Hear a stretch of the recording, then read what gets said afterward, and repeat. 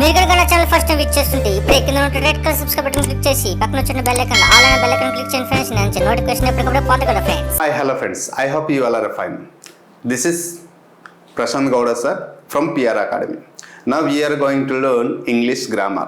Yes, already we learned about Trishula Vyuham. Trishula Vyuham గురించి విన్నాం. దీని యొక్క ఆవశ్యకత ఎలా ఉంది, తెలంగాణ హైకోర్టుకు ప్రిపేర్ అవుతున్నటువంటి ప్రతి ఒక్క ఆస్పిరెంట్కి ఈ త్రిశూల వ్యూహం ఏ విధంగా హెల్ప్ఫుల్ అవుతుంది, ఈ త్రిశూల వ్యూహంలో ఇంగ్లీష్ గ్రామర్ మరియు వొకాబులరీ ఎలా హెల్ప్ఫుల్ అవుతుంది, ఏ విధంగా నేర్చుకోవాలి, ఎలా నేర్చుకుంటే మనం ఎక్కువ మార్క్స్ సంపాదించవచ్చు అనే ఒక వ్యూహంతో పాటు మీ ముందు రావడం జరిగింది. దాంట్లో మనం టార్గెట్ చేసాం 20 videos, 20 live classes, 20 general videos. So టోటల్గా 40 వీడియోస్. ఈ 40 వీడియోస్లో మనం అనుకున్నటువంటి first video about this video. So let me explain detail analysis. ఈ వీడియోలో మనం బేసిక్ అంతా నేర్పిస్తూ, షార్ట్ కట్ అంతా నేర్పిస్తూ ఒక డే మీకు టైం ఇవ్వడం జరుగుతుంది. ఈ డేలో మీరు ఆ టాపిక్కి సంబంధించిన మొత్తం క్లియర్గా నేర్చుకున్న తర్వాత నెక్స్ట్ డే మనకి ఎగ్జామ్ నిర్వహించడం జరుగుతుంది. ప్రతిరోజు నైట్ 8 o'clock మీకు వీడియో అప్లోడ్ ఒక రోజు అవుతుంది, ఒక రోజు లైవ్ అనేది ఉంటుంది. సో అలా ఈ త్రిశూల వ్యూహం తర వీక్లీ వన్స్ మనం గైడ్ లైన్స్ ప్రోగ్రామ్స్ అనేది డిజైన్ చేయడం జరిగింది. ఆ వీక్లీ వన్స్లో జరిగినటువంటి ఎగ్జామినేషన్, ఈ 1 వీక్లో జరిగినటువంటి క్లాస్ ఏవైతే ఉంటాయో ఆ క్లాస్కి సంబంధించిన గైడ్ లైన్స్ ప్రోగ్రామ్స్, ఎలా చదవాలి, ఏం చదవాలి, ఎందుకు అది అర్థం కావట్లేదు, ఏమైనా డౌట్ ఉంటే ఆ ప్రోగ్రాంలో మనం డిస్కషన్ చేస్తాం. ఇది త్రిశూల వ్యూహం. So first, second, third. So ఈ త్రిశూల వ్యూహంలో ఉన్నటువంటి సో దీస్ ఆర్ ఈ 11 పోస్ట్కి సంబంధించినటువంటి ఇంగ్లీష్ అయితే ఉంటుంది. కొన్నిటి 15 మార్క్స్, కొన్నిటి 40 మార్క్స్, కొన్నిటి 20 మార్క్స్. సో మనకి అర్థమైంది, ఆల్రెడీ స్క్రీన్లో గతంలో చెప్పడం జరిగింది. వన్స్ అగైన్ సో ఎక్కడ చూపించాను, ఏ పోస్టుల వారికి ఇంగ్లీష్ అవసరం ఉంటుందో ఆ పోస్టుల గురించి ఎక్కడ చూపించడం జరుగుతుంది. అలాగే ఇంగ్లీష్ సిలబస్ ఏంటి అనేది కూడా ఎక్కడ చూపించడం జరుగుతుంది. దీని గురించి ఇప్పుడు నేను డిస్కషన్ చేసుకోలేను, ఎందుకంటే already we discussed in the previous video what are the syllabus are there, right? But here now we should learn ఈ క్లాస్లో సెషన్లో మనం ఏం నేర్చుకుంటామంటే పార్ట్ ఆఫ్ స్పీచ్ గురించి నేర్చుకుంటాం, రైట్? ఒక స్టూడెంట్ పార్ట్ ఆఫ్ స్పీచ్ నేర్చుకోవాలి అంటే previous the student has learn clear the basic topics sentence, singular, plural, helping verbs, gender and gerund. Why the student has to learn a sentence? Sentence means what? A sentence is a group of words which is arranged in a particular order, gives us a complete meaning. Sense is called a sentence. వాక్యము అంటాం. దేన్ని వాక్యం అంటాం? ఏదైనా ఒక వాక్యంలో కొన్ని పదాల కలయిక ఆ కలయిక ఒక వరుస క్రమంలో ఉంటూ పరిపూర్ణమైన అర్థాన్ని తెలియజేస్తే దాన్ని వాక్యము అంటారు. అంటే సెంటెన్స్. తెలుగులో చెప్పాను, ఇంగ్లీష్లో చెప్పాను. ఎలా ఉండాలమ్మా? కొన్ని పదాల కలయిక. అది ఎలా ఉండాలి? Arranged in order and gives a complete meaning sense. ఒక వరుస క్రమంలో ఉండాలి, పరిపూర్ణమైన అర్థాన్ని తెలియచేయాలి, అప్పుడే దాన్ని సెంటెన్స్ అంటాం. సో దిస్ ఈస్ దాంట్లో 4 types: assertive sentence, imperative, interrogative and exclamatory. So already will learn singular, plural. Singular, plural అనేది నేను 15 రూల్స్తో చాలా అద్భుతంగా క్లాస్ చెప్పడం జరిగింది. ఒక్కసారి వీలైతే ఏప్లో చూడండి అమ్మా. Helping verbs, we have a 24 helping verbs. So be forms, do form, have forms and modals. మరి బీ ఫార్మ్స్లో ఏముంటుంది? Am, is, are, was, were, be, been, being. మరి డూ ఫార్మ్లో డూ, డిడ్, డస్. హ్యావ్ ఫార్మ్లో హ్యావ్, హ్యాజ్, హ్యాడ్, హ్యావింగ్. అలాగే will, మోడల్స్లో will, would, shall, should, can, could, may, might, must. So these 24 helping verbs should play a vital role in English grammar. మీకు అందుకోసమే ఏ topic మీరు నేర్చుకోకపోయినా పర్లేదు, కానీ ప్రతి ఒక్క ఆస్పిరెంట్ ఈ టాపిక్ పైన బేసిక్ నాలెడ్జ్ ఉండి తీరాల్సిందే. ఎందుకు సార్ అంటే బేసిక్ అవగాహన లేకుండా మీరు ఏ టాపిక్ ఎక్కడ నేర్చుకున్నా వ్యర్థమే, అస్సలు అర్థం కాదు. ఎగ్జామ్ హాల్లో ఎగ్జాక్ట్ ఆన్సర్ మీరు రాయలేరు. కాబట్టి ఈ హెల్పింగ్ వర్బ్స్ అనేది చాలా చాలా అవసరం. తర్వాత gender, gerund, it is the basic part. So part of speech in this class we should learn part of speech, right? క్లాస్కి వెళ్తున్నాం. Before going to detail analysis of this class, it's my humble request to one and all the aspirants, please do like and subscribe my channel. If there is a time, please share this video to one and all the aspirants, those who are eagerly waiting for the English grammar sessions. మిత్రమా, ఒక్క మాట అయితే చెప్పగలుగుతున్నాను.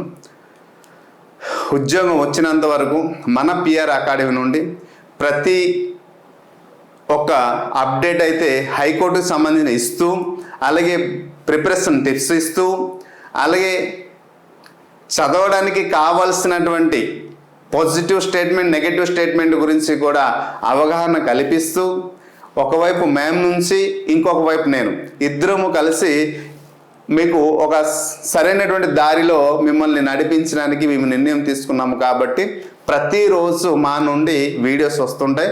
వచ్చే ప్రతి ఒక్క వీడియోకి ఖచ్చితంగా మీరు లైక్ చేయాలి. వీలైతే 10 మందికి షేర్ చేస్తే అదే మీరు మాకు ఇచ్చినటువంటి ఎనలేని గిఫ్ట్. Okay right. కానీ మా టార్గెట్ ఒకటే, పిఆర్ అకాడమీ నమ్ముకుంటూ ఫాలో అవుతున్న ప్రతి ఒక్క ఆస్పిరెంట్కి 2025లో ఖచ్చితంగా హైయెస్ట్ మార్క్ రావాలి. జాబ్ తర్వాత ముందు హైయెస్ట్ మార్క్ రావాలి. Right. So in this session we have to learn part of speech. ఇక్కడ పార్ట్ ఆఫ్ స్పీచ్ గురించి నేను చాలా డీటెయిల్గా ఏం చెప్పనండి. Just we have to learn, short cut మాత్రమే నేర్పిస్తాను. ఎందుకంటే ఈ క్లాస్కి మినిమం 14 hours చెప్పాలి. ఆల్రెడీ ఏప్రిల్లో చెప్పిన 14 hours క్లాస్ చెప్పుంటాను చూడండి. సో ఈ పార్ట్ ఆఫ్ స్పీచ్లో అందరూ 8 kinds ఉందంట. నేను 88 kinds ఉందని చెప్తున్నాను. అది ఏప్రిల్లో పొందుపరచడం జరిగింది. కాబట్టి అంతా ఈ సెషన్లో అవ్వదు. కాబట్టి ఓన్లీ షార్ట్ కట్ ఎక్స్ప్లెయిన్ చేస్తాను. So parts of speech. What is the part of speech? We express our thoughts in different kinds are called part of speech. I hope you understand. మన మనసులో ఉన్న భావాన్ని వాక్యం రూపంలో, అనేక రకాలమైన వాక్యం రూపంలో తెలియపరిస్తే దాన్ని పార్ట్స్ ఆఫ్ స్పీచ్. చూడండి, స్పీచ్ అంటే ఫెకల్టీ ఆఫ్ స్పీకింగ్ అంటారు. ఫెకల్టీ ఆఫ్ స్పీకింగ్, మాట్లాడే విధానాన్ని ఫెకల్టీ ఆఫ్ స్పీచ్ అంటే ఎలా పార్ట్స్, దానికి విడగొట్టి మాట్లాడతాం. ఎలా sir? Ram is a son of king Dasharatha. Is a son of King Dasharatha now. In this sentence we have to understand clearly here the statement is Ram is a word, is another word, a is a word, son is a word, of is a word, king is a word, Dasharatha is a word. See, in this sentence ఎన్ని పదాలు ఉన్నాయి? ప్రతి ఒక్క పదానికి part of స్పీచ్లో ఒక kind ఉంది. So Ram is a noun, is a verb, a is adjective, son is a noun, of is preposition, king is noun, Dasharatha is a noun. So we understand in this statement clearly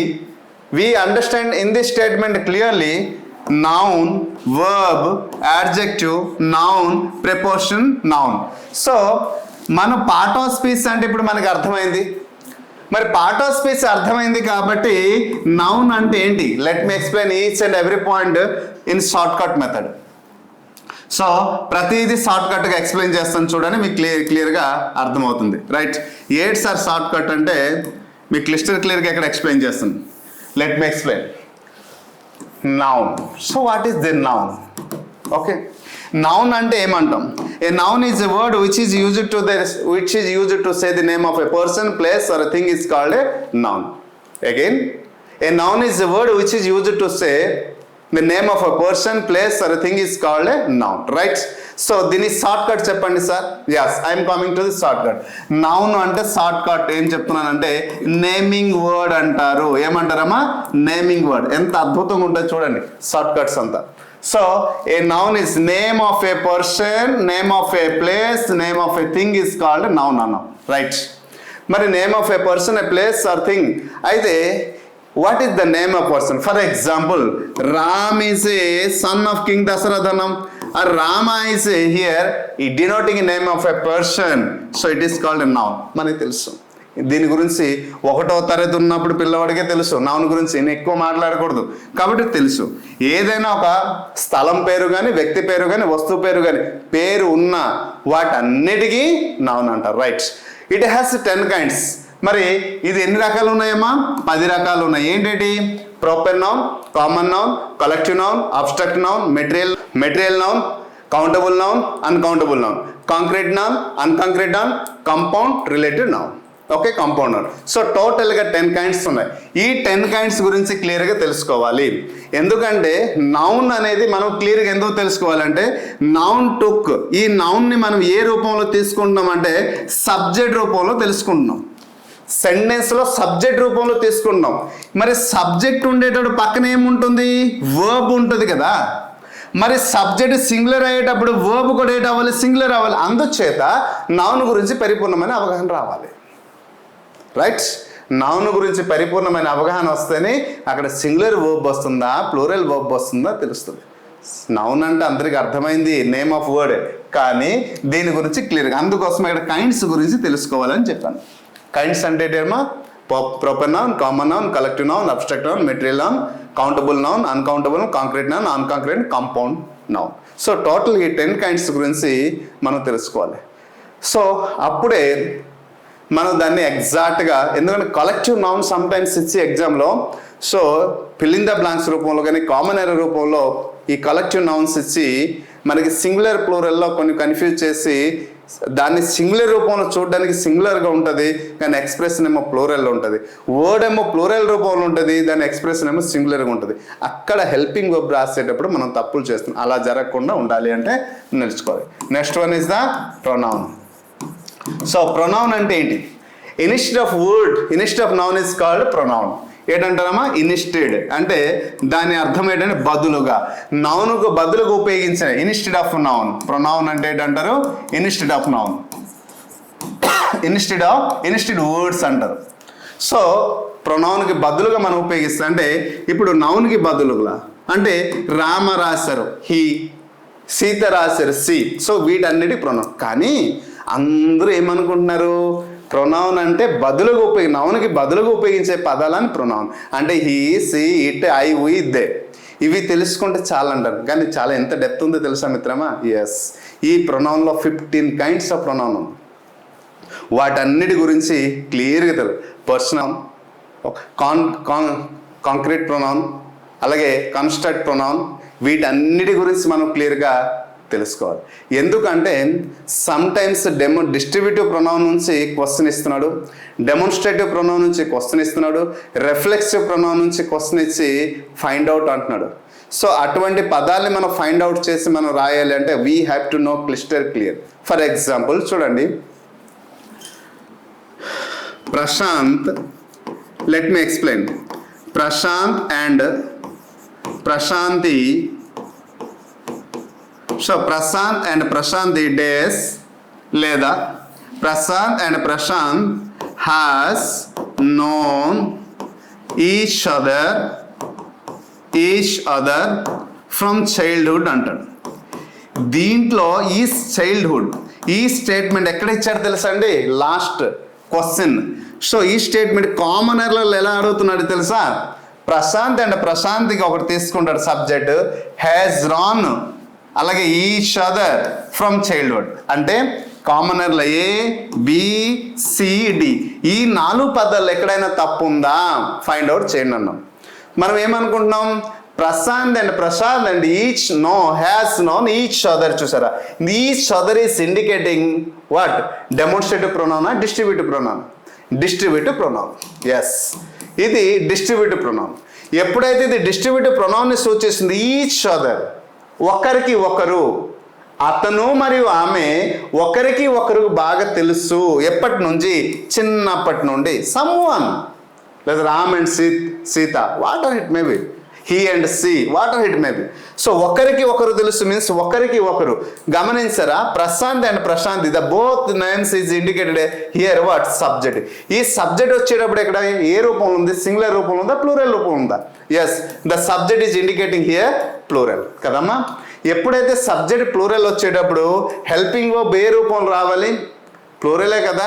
కానీ తెలివిగా ఏం చేశాడు? Subject, helping verb, verb 3 plus object. What are the things is all these are the object. ఎప్పుడైతే helping verb verb 3 వచ్చిందో ఖచ్చితంగా అది perfect tense అని చెప్పవచ్చు. మరి ఏ పర్ఫెక్ట్? ప్రెజెంట్ పర్ఫెక్ట్ అయినా అవ్వాలి, పాస్ట్ అయినా, ఫ్యూచర్ అయినా అవ్వాలి. మరి ప్రెజెంట్ పర్ఫెక్ట్ అవ్వాలి, పాస్ట్ పర్ఫెక్ట్ అవ్వాలి, ఫ్యూచర్ పర్ఫెక్ట్ అవ్వాలి. కానీ ప్రెజెంట్ పర్ఫెక్ట్ అని ఎలా మనం ఐడెంటిఫై చేయాలి? పాస్ట్ పర్ఫెక్ట్ అని ఎలా ఐడెంటిఫై చేయాలి? ఫ్యూచర్ అయితే విల్లు సాల్ రావాలి. భవిష్యత్తు గురించి ఇక్కడ మాట్లాడలేదు. అలాగని గతం గురించి మాట్లాడారు, వర్తమానం గురించి మాట్లాడుతున్నాడు స్టేట్మెంట్లో. అలా వర్తమానం గురించి మాట్లాడేటప్పుడు మనం ఏం చేయాలంటే ఎక్కడ చూసారా? హ్యాజ్ అని వచ్చింది. రైట్. సో హ్యాజ్ అంటే ఇది ప్రెజెంట్ గురించి తెలియజేస్తుంది, ఇద్దరి గురించి తెలియజేస్తుంది కాబట్టి రాయాలి హ్యావ్ అని రాయాలి. Got it? రైట్. సో ఇలా మనం దీని గురించి మనం క్లియర్గా తెలుసుకుంటేనే మనం రాయగలవు తప్ప లేకపోతే రాయడం అనేది ఎగ్జామ్ హాల్లో ఐడెంటిఫై చేయడం అనేది కష్టం. సో ప్రొనౌన్ అర్థమైంది. Next we should go to the verb. దేని గురించి మాట్లాడతాం? వర్బ్. వర్బ్ అంటే ఏంటి? And verb is a word which is used to express the action of the word. Okay, వాక్యంలో ఏదైనా కార్యరూపాన్ని తెలియజేస్తే దాన్ని క్రియ అంటారు. దీన్ని వర్బ్కి షార్ట్ కట్లో ఏమంటారు? Action words. ఏంటంటారమ్మా? యాక్షన్ వర్డ్స్ అని అంటారు. Okay, action words. వర్బ్ అంటే ఏంటి? Action. It express a what? Action statement అంటాం. మరి ఎలాంటి ఎగ్జాంపుల్ ఇస్తాం? వీఆర్ లర్నింగ్ ఇంగ్లీష్ గ్రామర్ అని చెప్తాను. We're learning English grammar. మరి ఇక్కడ వీఆర్ లర్నింగ్ అని నేను చూశారు కదా, ఇది ఏటవుతుంది? యాక్షన్ వర్డ్ అని చెప్పవచ్చు. యాక్షన్ వర్డ్స్ అని చెప్పవచ్చు. అంటే వర్బ్లో ముఖ్యంగా 20 రకాలు ఉంటాయండి. Main verb, helping verb, transitive verb, intransitive verb, regular verb, irregular verb, finitive verb, infinitive verb. Okay, అలాగే stative verbs, stative verb, action verbs, dynamic verbs, modal verbs, ఇలా మొత్తం కలిపి దాదాపు 20 కైండ్స్ ఉంటాయి. ట్రాన్సిటివ్ వర్బ్లు ఇంక 2 ఉంటాయి, monotransitive verb, ditransitive verb. So వాటన్నిటి గురించి మనకి బాగా తెలియాలి. ఎందుకంటే ఈ వర్బ్లో very very important role play చేసింది గ్రామర్కి ఏంటంటే ట్రాన్సిటివ్ వర్బ్ ఒకటి, ఇంట్రాన్సిటివ్ వర్బ్ ఒకటి, అలాగే వీటితో పాటు స్టార్టివ్ వర్బ్ అనేది చాలా చాలా హెల్ప్ఫుల్ అవుతుంది. ప్లస్ గ్రామర్లో వర్బ్ గురించి తెలుసుకోవాలి, ఇది తెలుసుకోవాలి. ఇప్పుడు finitive verb, infinitive verb, transitive verb, intransitive verb, regular verb, irregular verb, వీటి గురించి మనకు కొంత అవగాహన ఉంటుంది. కానీ ఎక్కడ స్టార్టివ్ వర్బ్ గురించి సంపూర్ణంగా అవగాహన ఉండాలి. వర్బ్కి ఎక్కడ ఇంఫామ్ని చేర్పించకూడదు. యాక్చువల్లీ వర్బ్ అంటే 4 రకాలు అంటాం. It function as 4 ways. verb 1 present, verb 2 past, verb 3 present past participle, verb 4 present participle. ఇలా 4 రకాలు ఉన్నాయి కదమ్మా. ఈ 4 రకాల్లో మన వర్బ్స్ ఏవైతే ఉన్నాయో వీటిని మెయిన్ వర్బ్ అంటాం లేదా బేస్ వర్బ్ అంటాం. సో ఈ బేస్ వర్బ్ని 4 రకాలుగా మనం రాస్తున్నాం 1 2 3 4గా.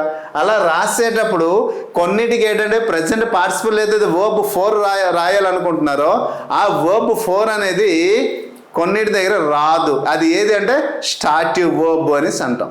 సో వాటన్నిటి గురించి మనం తెలుసుకోవాలి వర్బ్లో. అలాగే add verb. Next one is the add verb. Add verb అంటే ఏంటి?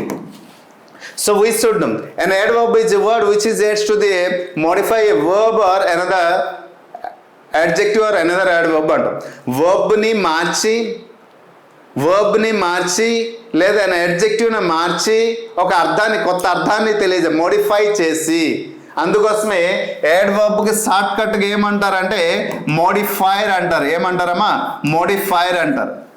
షార్ట్ కట్గా ఏమంటాం? మోడిఫైర్ అంటాం. మరి మోడిఫైర్ అంటే మార్చు. ఫర్ ఎగ్జాంపుల్, అతను బాగున్నాడు, అతను చాలా బాగుండదు. ఆమె చదువుతుంది, ఆమె చాలా బాగా చదువుతుంది. ఆమె మాట్లాడుతుంది, తను మాట్లాడుతుంది, తను చాలా బాగా మాట్లాడుతుంది. గుర్రం పరిగెడుతుంది, గుర్రం చాలా వేగంగా పరిగెడుతుంది. సో రోజా పువ్వు చాలా బాగుంటుంది, రోజా పువ్వు చాలా బాగుంటుంది. So what we're expression here the words, మీరు మంచివారు, మీరు చాలా మంచివారు.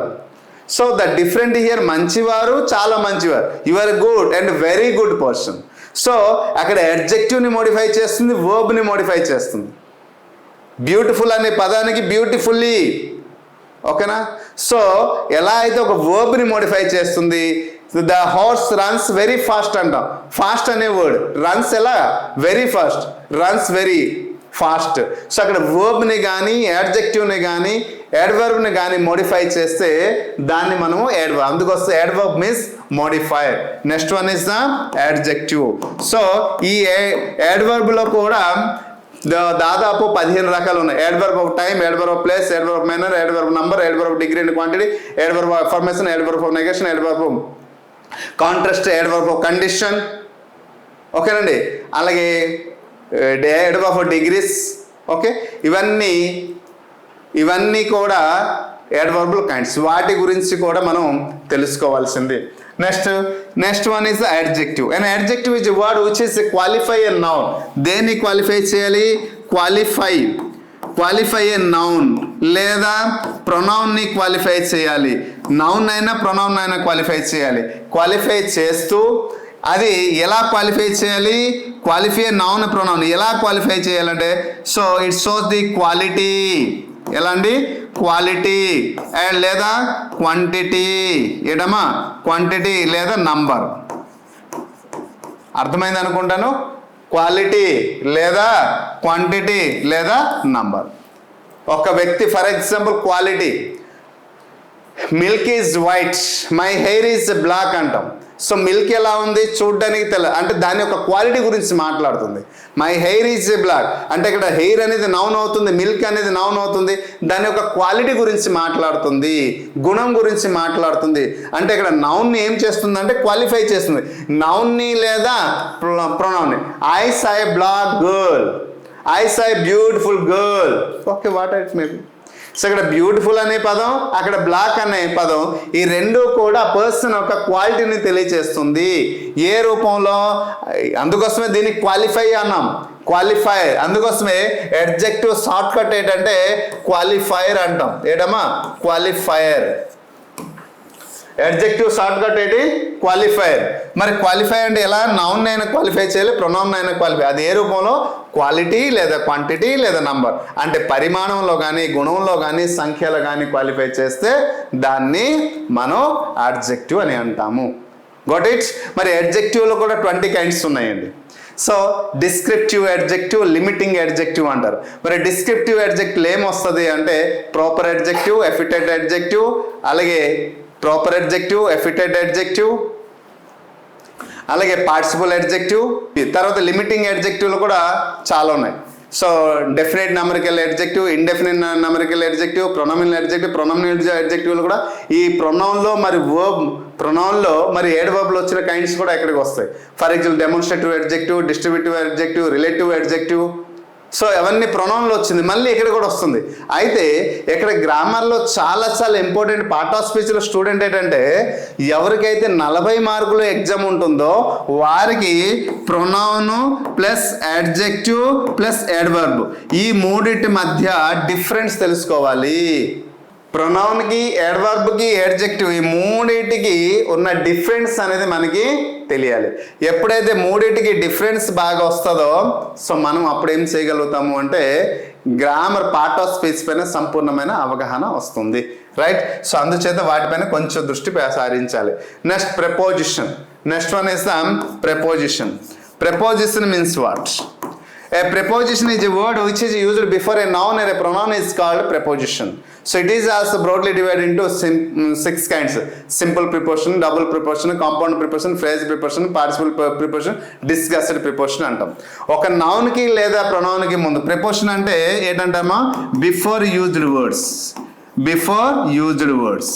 సో బిఫోర్ యూజ్డ్ వర్డ్స్ ఒక నౌన్కి లేదా ప్రొనౌన్కి ముందు ఉపయోగిస్తే దాన్ని మనం ఏంటంటాం? ప్రెపోజిషన్ అనేసి అంటాము. Cat sat on the world. World అనేది నౌన్ అయింది, నౌన్ ముందు ఉపయోగించావు కాబట్టి అది ప్రెపోజిషన్ అయింది.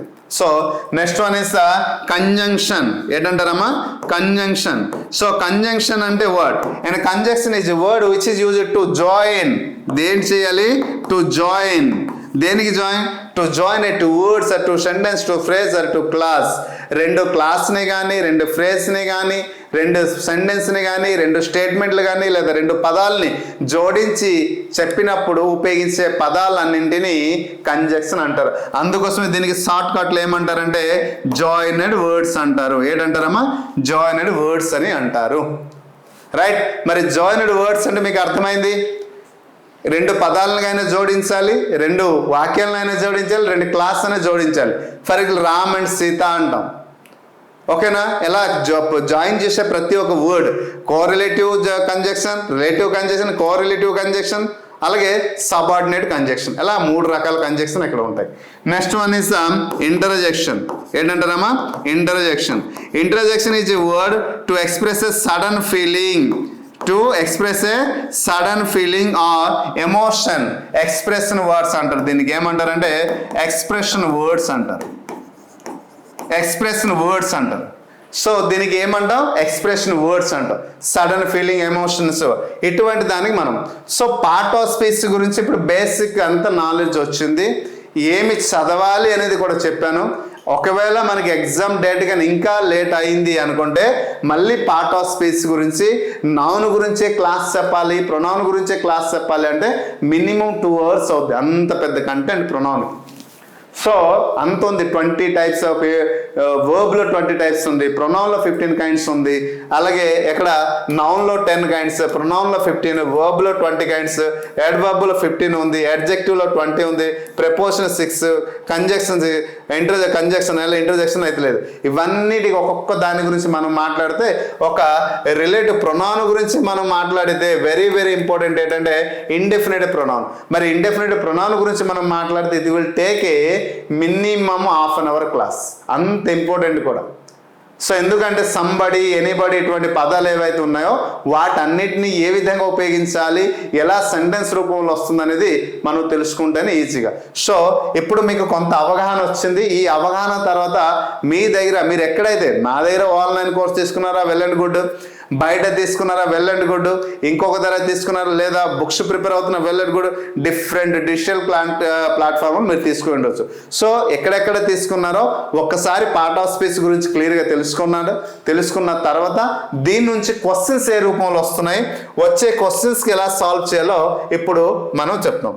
ఎందుకంటే ముఖ్యంగా మనకి కామన్ ఎర్రర్, అలాగే most appropriate word, sentence improvement, fill in the blanks, grammatical చూద్ది, గ్రామటికల్ సెంటెన్స్, జంబల్ సెంటెన్స్ ఇవి ఇస్తున్నాడు. అయితే ఇంకోటి ప్రాపర్ ఆర్డర్ ఒకటి ఉంది, దానికి పర్టికులర్గా సపరేట్ చెప్పాలి. అది గ్రామర్కి సంబంధం ఉంటుంది కాబట్టి ఒక పారాగ్రాఫ్లో రూపం నుంచి 4-5 సెంటెన్స్ ఇచ్చి దానికి ఆర్డర్ రూపంలో అది కూడా ఇస్తున్నాడు. కాబట్టి దానికి సపరేట్ క్లాస్ చెప్తాం. దీంట్లో గ్రామర్కి మ్యాక్సిమం ఇంక్లూడ్ ఉండదు అది. సో ఇప్పుడు చూద్దాం ఈ టాపిక్ నుంచి క్వశ్చన్స్ ఎలా వస్తుంది ఒక్కొక్క దాన్ని తెలుసుకుందాం. ముందు common error. Identify this segment in this sentence which contains a grammatical error. ఏటమ్మా, విచ్ కంటైన్ ఏ గ్రామటికల్, ఏమైనా గ్రామటికల్ ఎర్రర్ ఉందా? neither Sam nor I are interested in attending the meeting. ఈ పార్ట్లో ఏమైనా తప్పు ఉందా? Are interested in attending neither Sam nor I the meeting. So ఏ పార్ట్లో ఆర్ ఇంట్రెస్టెడ్, ఎక్కడ ఏమైనా తప్పు ఉందా? ఇన్ అటెండింగ్ ప్రిపోజిషన్ ఏమైనా తప్పు ఉందా? లేదు. neither Sam nor I, neither Sam noun pronoun. So కాబట్టి ఇది కూడా రైటే. So the meeting, so particular తెలియజేస్తుంది కాబట్టి meeting. So this is the right, this is the right and this is the right. మనకి అర్థమైంది ఈ పార్ట్లో తప్పు ఉంది. ఎలా తప్పు ఉంది చూడండి. Neither Sam Nar I. అయితే ఈ రెండిటికి మనం ఏం చేస్తున్నామంటే కంబైన్ చేస్తున్నాం. కంబైన్ చేయడం వల్ల మనకేంటి, అది ప్లూరల్ లా కనిపి. శాము కూడా శాము కాదు, నేను కాదు అంటే ద సెంటెన్స్ హియర్ నెయిదర్ అని చెప్పాడు. నెగటివ్ సెన్స్లో ఉంది సెంటెన్స్. ఎప్పుడైతే నెగటివ్ సెన్స్లో ఉంటుందో స్టేట్మెంట్, నెగటివ్ సెంటెన్స్ నెయిదర్ కానీ నార్తో పాటు ఎప్పుడైతే ఇలా రిలేటివ్ కంజెక్షన్ తెలియజేసేది పార్ట్ ఆఫ్ స్పీచ్ కదా. ఎలా చేసేటప్పుడు మోస్ట్లీ ఎక్కడ వస్తుందంటే సింగులర్ ఎక్స్ప్రెషన్ వస్తుంది. సింగులర్ ఎక్స్ప్రెషన్ వస్తుంది కాబట్టి ఎక్కడ ఏది రాయాలి, ఐ అంటే ఈ హెల్పింగ్ వర్బ్ ఏదైతే ఉందో దాని ముందు ఏదైతే సబ్జెక్ట్ ఉందో సబ్జెక్ట్ బట్టి హెల్పింగ్ వర్బ్. చూసారా, ఐ ఉంది కాబట్టి ఏమొస్తుంది, ఏం interested is the exact answer. So are interested అంటే రెండిటి కలిపితే ఆర్, కానీ ఇక్కడ కలపకూడదు, నెగటివ్ సెన్స్లో ఉంది కాబట్టి. క్లియరా? సో నెయిదర్ అతను కాదు, నేను కాదు. సో నేను ట్రాన్స్లేషన్ చేయనండి, గ్రామర్ రూల్స్ రూపంలోనే చెప్తాను కానీ ట్రాన్స్లేషన్ ఎప్పుడూ చేయను. ఎందుకంటే ట్రాన్స్లేషన్ చేసి చెప్తే ఏమవుతుంది, వాక్యం నిర్మాణం మీరు ఎగ్జామ్లో చేసేటప్పుడు గ్రామటికల్లో హెల్పింగ్ వర్బ్లో చాలా పొరపాట్లు జరుగుతుంది. యాక్టివ్ వాయిస్ కానీ పాస్ వాయిస్లు కానీ ముఖ్యంగా ఆర్టికల్ ప్రిపోజిషన్లో చాలా మిస్టేక్స్ వస్తాయి. అందుకోసం నేను ట్రాన్స్లేషన్ చేయను, వాక్యంలో ఉన్న రూల్స్ రెగ్యులేషన్ ఉన్నవి ఎక్స్ప్లెయిన్ చేస్తాను. Select the most appropriate option to substitute the underlined segment in the given sentence. If there is a no need to substitute it, select the no improvement. ఇచ్చినటువంటి అది common error నుంచి ఒక question ఇచ్చాను, ఇది improvement నుంచి ఒక question ఇచ్చాను. చూడండి, I like the place which I live but it wonderful to live in the mountains అన్నాడు. ఇచ్చినటువంటి వాక్యంలో ఒక పదానికి అండర్లైన్ చేయడం జరిగింది. అండర్లైన్ చేసిన దాంట్లో ఏమైనా తప్పు ఉందా, ఉంటే సర్దిద్దండి, లేదు అంటే నో ఇంప్రూవ్మెంట్ షో చేయండి అన్నారు. ఐ లైక్ ది ప్లేస్, దేని గురించి మాట్లాడుతున్నా, ప్లేస్. ప్లేస్ అంటే ఏంటమ్మా విచ్ రాదు, విచ్ మోస్ట్లీ దేని గురించి వస్తుంది, థింగ్స్ గురించి మనం చెప్తాం. ప్లేస్ అనేటప్పుడు మనం ఏంటి చెప్తాం, మ్యాక్సిమం ప్లేస్ అంటే ఒక ప్లేస్ని తెలియజేస్తే wear an action is done అంటే ప్లేస్ కదమ్మా. So exact answer is where is the exact answer. Who అంటే పర్సన్ని సూచిస్తుంది, వెన్ అంటే టైంని సూచిస్తుంది. కాబట్టి సో వెన్ అయితే కాదు, సో హూ అయితే కాదు, సెంటెన్స్లో తప్పు ఉంది కాబట్టి నో ఇంప్రూవ్మెంట్ కాదు. So exact answer is what, where is the exact answer. Right. Select the most appropriate option to fill in the blanks. The days of the crime scene made it difficult for investigators to gather evidence. చూడండి, ఇది most appropriate word అంటారు. Most appropriate word అంటే ఒక sentence ఇచ్చి blank ఇచ్చి ఇచ్చినటువంటి 4 పదాలు కూడా ఒకే ప్రొనౌన్సియేషన్ రూపంలో ఉంటుంది, కానీ అర్థాలు మారుతుంది. ఏ వర్డ్ అక్కడ పెడితే అది సూటబుల్ మీనింగ్ వస్తుంది. చూడండి, the days of crime scene made it difficult for the investigator to gather the evidence. ఒక ఇన్సిడెంట్ జరిగింది. So here we should under set sight slight sight. So this is the exact answer. Sight, the word is indicating a particular place. ఒక place గురించి మాట్లాడుతుంది కాబట్టి ఇక్కడ place అనేది దేన్ని తెలియజేస్తుందమ్మా, place గురించి మాట్లాడేటప్పుడు right answer is the site of the crime. So where the incident is happened, incident had happened. So about the here is indicating here that place గురించి ఇండికేట్ చేస్తుంది. కాబట్టి ఎక్కడైతే వస్తుందంటే exact word is the site is the exact answer. I hope you understand. So the grammatical sentence correct sentence of the following. ఎక్కడ ఏంటన్నాడు, గ్రామటికల్లో correct sentence అన్నాడు. So ఇది కూడా పార్ట్ ఆఫ్ స్పీచ్ నుంచి ఇస్తున్నాడు. చూసారా, ఒక పార్ట్ ఆఫ్ స్పీచ్ నుంచి ఎన్ని విధాలుగా క్వశ్చన్ ఇవ్వడానికి అవకాశం ఉంది. I hope you understand. అయితే she sing beautiful, she sings beautifully, she sings beautifier, her beauty sings. So correct sentence అన్నాడు. ఇచ్చినటువంటి 4 వాక్యాల్లో ఏది సరైనది, she sings beautiful, she sings beautifully. So ఇక్కడ సింగ్స్ అనేది వర్బ్ కదమ్మా. ఈ వర్బ్కి ఎప్పుడు కూడా మోడిఫై చేస్తే యాడ్వర్బ్ అవ్వాలి, లేదా నౌన్ గురించి చెప్తే క్వాలిఫై. ఇక్కడ బ్యూటిఫుల్ అనేది ఏంటమ్మా, యాడ్జెక్టివ్. అంటే she sings beautiful ఎవరిని క్వాలిఫై చేసింది ఇక్కడ, సో నౌన్ని. సో బ్యూటిఫుల్ ఎవరి గురించి మాట్లాడుతుంది, she sings beautiful, she sings beautifully. చూడండి, బ్యూటిఫుల్లీ ఎలా మాట్లాడింది, తను ఎలా పాడింది, చాలా అందంగా పాడింది. ఎలా పాడింది అంటే how she sings very beautifully. Beautifully అంటే బ్యూటిఫుల్ అని చెప్పకూడదు. ఎందుకు చెప్పకూడదు అంటే ఇది అడ్జెక్టివ్ అవుతుంది. ఎక్కడ క్వాలిఫై నౌన్ గురించి, ఎక్కడ వర్బ్ గురించి మోడిఫికేషన్ చేయాలి. She sings beautifully, how she sings ఎవరు పాడారు అంటే అప్పుడు నౌన్ని క్వాలిఫై చేయవచ్చు. ఓకేనండి. సో కాబట్టి షీ సింగ్స్ బ్యూటిఫుల్లీ, ఫుల్లీ అనేసి వచ్చింది చూసారా. సో బ్యూటిఫుల్లీ అంటే ఎల్ఎల్ వచ్చింది. So it is the adverb. So this is the answer. మరి బ్యూటీ ఫైర్ అనేసి వచ్చింది, ఎక్కడ లేదు. Her beauty sings sentence construction wrong. Right. So కాబట్టి ఎలా బ్యూటిఫుల్ బ్యూటీ, ఇక్కడ మనం ఇది చూస్తే అడ్జెక్టివ్ ఉంది, ఎక్కడ చూస్తే యాడ్వర్బ్. అంటే వర్బ్ని పక్కన యాడ్వర్బ్ వస్తే ఎవరిని మోడిఫై చేయాలి, వర్బ్ని మోడిఫై చేయాలి. So this is the exact answer. She looks beautiful, she is a beautiful girl, this is correct. ఓకేనా. సో అప్పుడు బ్యూటిఫుల్ గర్ల్ అన్నాం, గర్ల్ ని గురించి మాట్లాడుతుంది కాబట్టి బ్యూటిఫుల్ అనే అడ్జెక్టివ్ వచ్చింది, నౌన్ ని క్వాలిఫై చేస్తుంది. So right. Rearrange the jumble sentence word to make the meaningful sentence. Jumble sentence లో కొన్ని పదాలు ఇచ్చేలా బ్రాకెట్ రూపంలో ఇస్తాడు. లేదా ఇక్కడ నేను వర్డ్స్ వర్డ్ తీసుకున్నాను, కొన్నిసార్లు 2-3 పదాలు కలిపి ఒక బ్లాంక్ రూపంలో ఇలా ఇచ్చేసి దీనికి ఏంటో ఒక ఆర్డర్ రూపంలో రాయమంటాడు. ఇలా రాయమంటే ముందు మనం గమనించాల్సింది ఏంటంటే సబ్జెక్ట్ స్ట్రక్చర్కి వెళ్ళిపోవాలి. సబ్జెక్ట్, హెల్పింగ్ వర్బ్ లేదా verb plus object plus extra వర్డ్స్కి వెళ్ళిపోయారు అనుకోండి, ఈజీగా దొరుకుతుంది. Every delicious father cooks evening pasta. So ఇక్కడ సబ్జెక్ట్ ఎక్కడ ఉంది, ఫాదర్ సబ్జెక్ట్ అంటే ఇది ముందు రావాలి. ఎక్కడ ఫాదర్ ఎక్కడ ఉంది చూడండి, మిగతా రిమూవ్ చేద్దాం. ఫాదర్ ఉంది, ఫాదర్ ఉంది, father. So every, this is the wrong. తర్వాత ఫాదర్ తర్వాత ఏంటి రావాలి, సబ్జెక్ట్ రాసాము. సబ్జెక్ట్ తర్వాత ఏంటి, హెల్పింగ్ వర్బ్ ఏమైనా ఉందా సెంటెన్స్ లో, లేదు.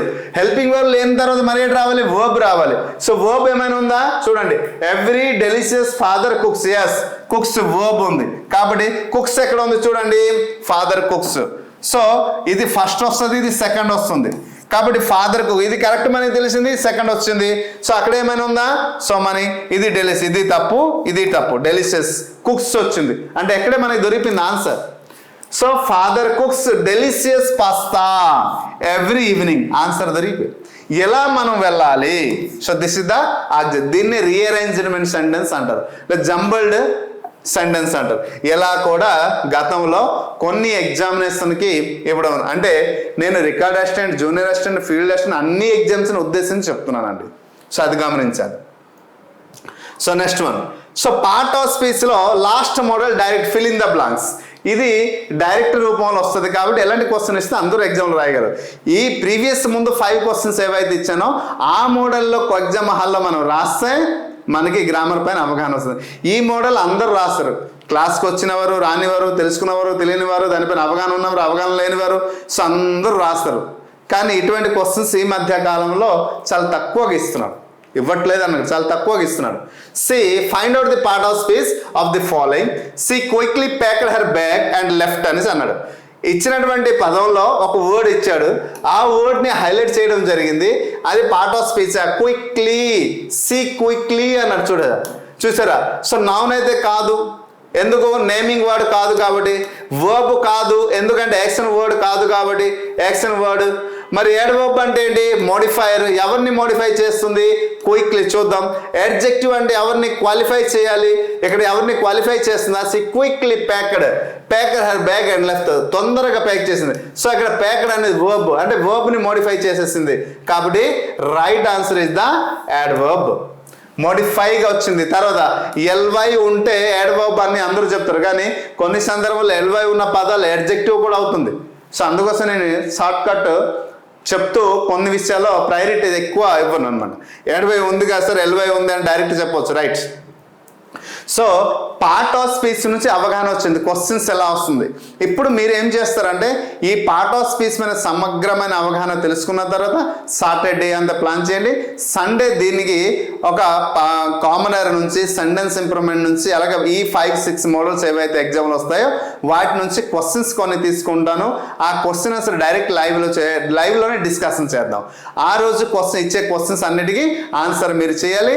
తర్వాత దానికి నేనైతే ఎక్స్ప్లెయిన్ చేసి ఆన్ ది స్పాటే వీ షుడ్ లెర్న్. ఎలా ప్రతి ఒక్క చాప్టర్ తెలుసుకుంటే చాలా ఈజీగా అర్థమవుతుందని నేను ఆశిస్తున్నాను. ఇది త్రిశూల వ్యూహం యొక్క ముఖ్య ఉద్దేశం. అప్పటికి ఒక 1 వీక్లో ఏమైనా టాపిక్స్ అన్నీ కూడా డౌట్ ఉంటే జూమ్ ద్వారా, ఇంకా దాని ద్వారా మనం ఎలా క్రియేట్ చేయాలి, ఏం చేయాలని వాట్సాప్ గ్రూప్లో మీరు జాయిన్ అయ్యి దాని గురించి మనం డిస్కషన్ చేసి, లేదా దానికి సపరేట్ లైవ్ చేసి డైరెక్ట్గా మనం క్లాస్లోనే, ఎందుకంటే డైరెక్ట్ లైవ్ అనేటప్పుడు యూట్యూబ్ లైవ్ అని కొంతమంది మనుషులున్న ఫీలింగ్ని ఎక్స్ప్రెస్ చేయలేరు, ఏమైనా డౌట్ ఉంటే. సో జూమ్ ద్వారా అయితే ఫ్రీగా ఉంటుంది కాబట్టి డైరెక్ట్గా మనం అక్కడ ఎక్స్ప్రెస్ చేయవచ్చు, మాట్లాడవచ్చు, ముఖాముఖి అవ్వచ్చు. సో ముఖాముఖి అయ్యి మీకు ఏమైనా డౌట్ ఉంటే ఎక్స్ప్లెయిన్ చేయొచ్చు. సో త్రిశూల వ్యూహం యొక్క పద్ధతి ఇది. సో ప్రతి ఒక్క పర్సన్ క్లియర్గా అర్థమైంది అనుకుంటాను. సో అర్థమైతే కామెంట్ బాక్స్లో కామెంట్ చేయండి, మరి కొంతమంది షేర్ చేయండి. ఖచ్చితంగా లైవ్లో పార్టిసిపేషన్ అవ్వండి, ఓకేనా. ఆ రోజు మీకు ఎన్ని డౌట్ ఉన్నా ఆ రోజు అడగండి, ఆన్ ది స్పాట్ మీకు ఎక్స్ప్లెయిన్ చేస్తాను. I hope you understand clearly. Thank you. Hi friends, మీరు ఇక్కడ నా ఛానల్ ఫస్ట్ టైం విజిట్ చేస్తుంటే ఇప్పుడు కింద ఉంటుంది red colour subscribe button click చేయండి. పక్కన వచ్చే బెల్ ఐకాన్ క్లిక్ చేస్తే నేను అందించే లేటెస్ట్ అప్డేట్ మీరు ఎప్పటికప్పుడు నోటిఫికేషన్ ద్వారా అయితే పొందగలరు ఫ్రెండ్స్. అలాగే నా యాప్ని కూడా డౌన్లోడ్ చేయండి ఫ్రెండ్స్. Thank you.